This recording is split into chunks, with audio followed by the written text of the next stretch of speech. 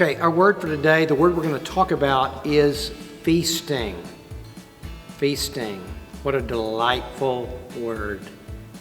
It's even delightful to say, feasting. We talk a lot about feasting at St. Patrick because the Bible talks a lot about feasting.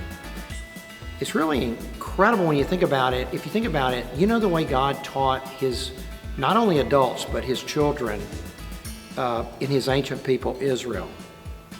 The way that God's ancient people learned about God was through feast. 7 annual feasts. They had them every year.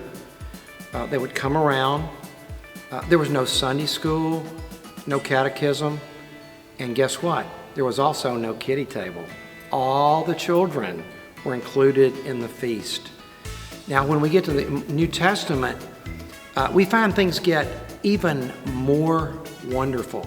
It's not like feasts go away, they become more primary. In fact, the primary way that we're reminded of what Jesus did, the way he strengthens us, actually meets us, and feeds us, is through an actual feast that we do every Sunday. It's a highlight of our worship. You all participate and come. It's called the Lord's Supper or communion. In other words, Israel had 7 feasts. We've got 52, plus we have some others. We'll talk about those later. But all of our worship ends with a feast.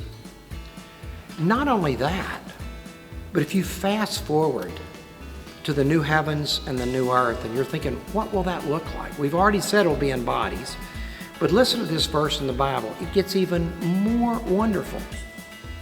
And the angel said to me, write this: blessed are those who are invited to the marriage supper of the Lamb.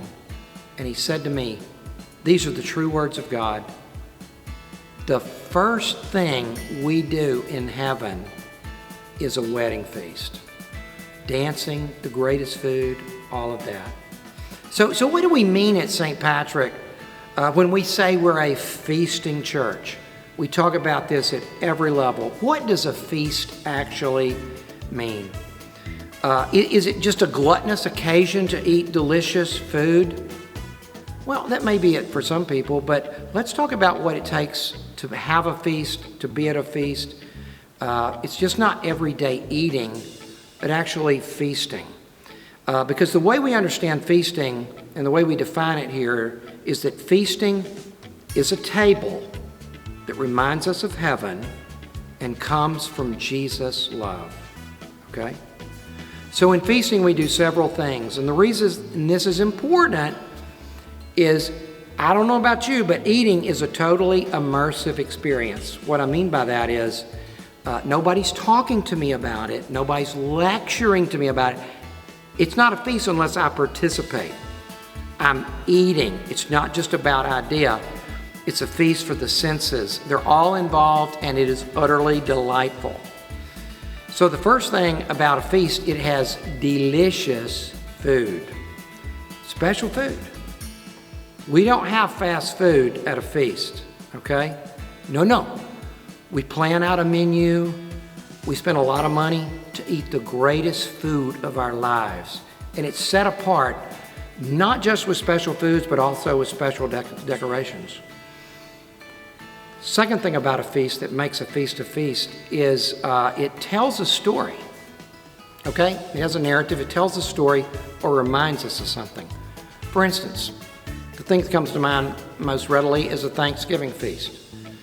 Usually we have the familiar food. It's going to be turkey and dressing, maybe the only time a year we eat it.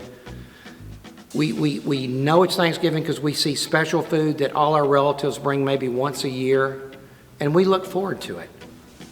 And it stirs our memory. And as we're sitting there looking at all these people, it reminds us we're part of a family. Which brings us to the last thing, and that's love, okay? That is love. Love is always primary in a feast. God lavishes us with a feast because he loves us. We throw feasts because we love people, and we want to invite them into our family around this hallowed table, this place where we want to share the joy, the love, and the delicious food. So that's why we talk about feasting all the time. I actually asked one of my children years ago, one of my younger children, what do you think makes a feast a feast? They didn't answer me then because the feast was coming up. And after this feast, they came up to me and they said, Daddy, I think I know what a feast is. I think I know what it means. I said, okay, what is it? Well, I think a feast is a huge meal that not only fills your stomach, but also fills your heart with love. Boom. This is why we feast. This is why we set tables for the lonely. This is why we invite people in. We're inviting them into a delightful circle of love.